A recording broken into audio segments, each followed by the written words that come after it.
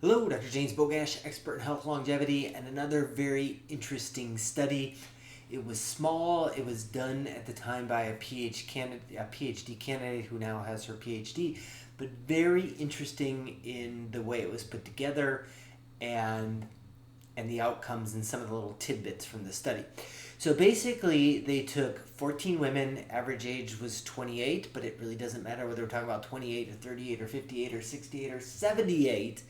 This should apply for all ages and likely for men as well.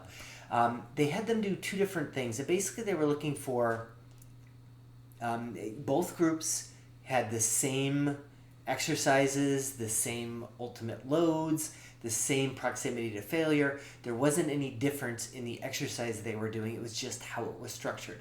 So the first group did what they call the high intensity circuit training. So basically they do an arm exercise, and these are delineated in the study, like things like leg press, flat bench, and so they'd alternate high versus low with very little break in between. And so there'd be a one particular set with the exercises, and then there'd be a 5-minute rest, and then they do the second set. This group in general took about 50 minutes to finish once everybody is kind of all up and running. The other group was more of a traditional workout where they do each workout, each exercise, and then take a 3-minute break and do the next set of exercises and so on. This one took longer, looking at about 70 to 75 minutes average. What they found was not much of a difference. Both gained lean body mass, lost fat mass. So the idea was more about the load, not necessarily how you put it together, but staggering the upper body versus lower body so that you weren't fatiguing the same muscle group over and over again was an interesting way to manage the more high-intensity circuit training. But it means you can be a little bit more efficient with your workout if that's the way you choose.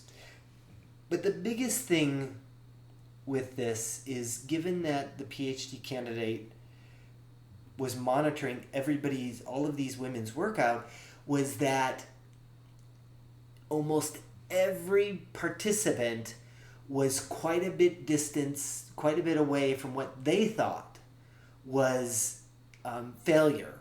So maybe they did 6 reps and they thought, oh my God, I can't do any more. And it turns out they could actually do 10 reps. So very consistent across all the women in the study, and having somebody that was hands-on and showing them and pushing them a little bit more, they were able to go much further than they thought they would.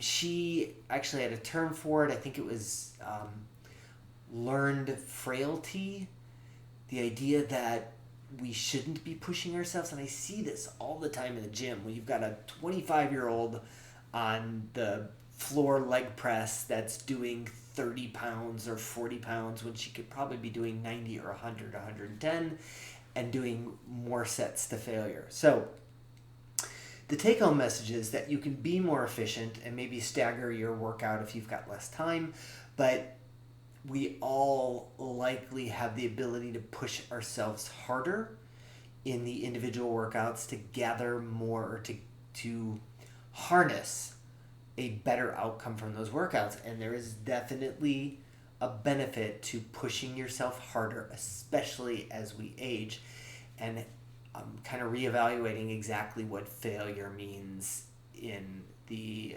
exercise. And I always say we want to go to failure, but you want to have good mechanics. So the second you start breaking down your mechanics, you've gone far enough, and it doesn't do there's no benefit, and the risk of injury goes up from there. So as always, I'll post a link to this particular study in the description. Make sure you like this video, share it with somebody you think needs the information, and subscribe to the channel.